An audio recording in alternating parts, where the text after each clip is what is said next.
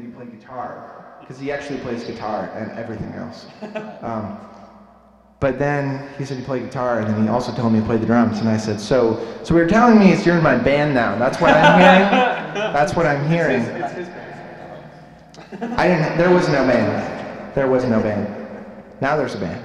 But anyway, so we'd have our practices there, and we'd play shows there. There was this guy that would hang out that lived upstairs in the building, in the veteran housing up there. And he would help out, and he would hang out, help close, enforce the rules, but he was never an employee, so everybody referred to him as the mayor of Luther's Table. So we thought, well, the mayor's elected, but not paid. Exactly. Flawless. Sort of. For sure. Well, that's inspired. That really is. And so you guys are about as Seattle abandoned as we get here, as I understand, even though your story took place in Renton. But you're Seattle schoolmates, right? Mostly? Actually, We all kind of grew up in Renton, yeah. I'll let John tell the story of how John and I met in Renton. Oh boy. Okay, so fast forward, rewind, back to middle school. My sister actually was in a class with his sister, twin sister, and they were tasked with a video project to make a video interpretation of a book that they read as a class. So I got volunteered to assist with making the video, and it was at his house. So that was the first time that I ever met him. One of the scenes for the video required me to throw a baseball, and he was going to catch it. And I threw the baseball on camera and hit him in the throat, and he fell down. And then, so that's probably where he got the voice that he has today.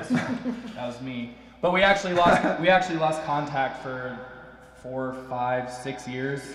Rest of middle school. He was in a bubble. Yeah. The rest of middle school and high school, we practically never talked. And then one time on Facebook, he posted that he was doing a little jam session and he needed a bassist. And I was like, I'd been playing bass for like 4 or 5 years at the time, so I was like, why not? You know. So I just hit him up. Baseball back. Yeah. I just hit him up and we started jamming and we just clicked, and then yeah, now we're here today. So we all kind of formed in Renton, but Renton's like 10, 15 minutes, 20 minutes out of Seattle, so we spend a lot of time in Seattle. Yeah. I'm not here with these fellas. I got a pig in a competition over in Seattle, and I'm gonna win that blue ribbon. Should I ask you to explain further or not? Elaborate. No. Right. I'm gonna win. Well, how did you find the style you have? It wouldn't be easy to pin that down, what you've got here. I mean, we all have just like a whirlwind of influences, like a giant maelstrom of music. I grew up listening to rock and jazz and country and a little bit of blues, and these guys explain your influences. I just wow, I'm a little close there. I just listen to everything. My dad raised me well on music, classic rock and all that stuff, and then I just kind of evolved in my own path, and I listen to everything, even country. A lot of people are like, I listen to everything except country, but there's some country that's good. Some, not a lot though. But anyway, so I just listen to everything under the sun, really. So I draw a lot of inspiration for my bass lines through just all corners of the musical map. Yeah, for sure. And I mean, I grew up, again, listening to everything. Like, my dad was more classic rock and Van Halen and Dream Theater and stuff like that. I mean, he listened to everything too. Like, he turned me on to a lot of stuff like the old Maynard Ferguson, and just Chameleon. We used to jam to that every day driving to middle school. And then my mom liked all that stuff too, but she was also more in like the soft listening, easy contemporary music, like Melissa Etheridge and the Carpenters and Fleetwood Mac and stuff like that. But they shared a lot of stuff, but what their differences I really liked too. And yeah, I just kind of took all that in, and then I, of course, recently branched out on my own and listened to my own stuff. So yeah. I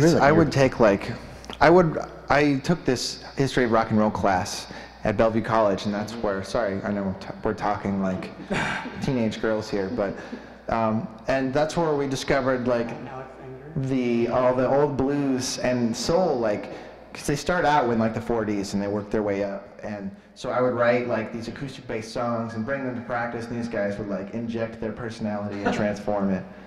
Not drug-related. Yeah, thank you. Which is to say, they said, we never heard of any of this before, and so we're gonna play this. Sorry about that. Well, it sounds like you had parents with very rich 70s upbringing. Oh, absolutely. That's a glorious thing. Now, you guys have done some recording, I believe, so you might as well tell people what that's about. Yeah, we have a 5-song EP called Shot in the Dark that we released July 2013, last summer. We recorded it at Maple Shade Studios out in SeaTac. Wicked studio. Andy's an awesome producer, Andy Scher, and super affordable, super great guy. And we were a band for about 6 months, and we had written about 5 tunes together.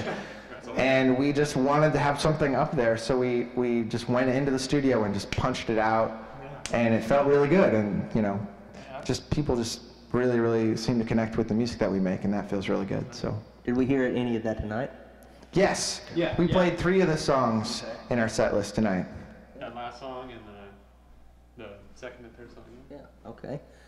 Well, it's a very, very lively set. You guys, if you get a chance to catch these guys live, I don't see how you could miss with that. And I assume you will be playing around live. In fact, I know you're playing live. You're playing with him at Central. Right, the Central Saloon, right. Yeah. And you've got a couple others I noticed. Oh, yeah. At We have a pretty places. full booking Pies and next Pints. Yeah, Pies and Right, which Pints, is- and then we're also going to be out at Renton River Days on July 24th on the main stage sometime on Friday afternoon. Oh, okay. Yeah, July And, 24th. Good deal. All right. That'd be cool. See all the duckies. Absolutely. All right, well, you just got all the information from Alex Enger and the Mayors that you would not normally be able to get at crowded venues to be playing at. But keep your eye out for them, seriously. And stay tuned for Thompson and Pierce. And we'll see you in a few minutes.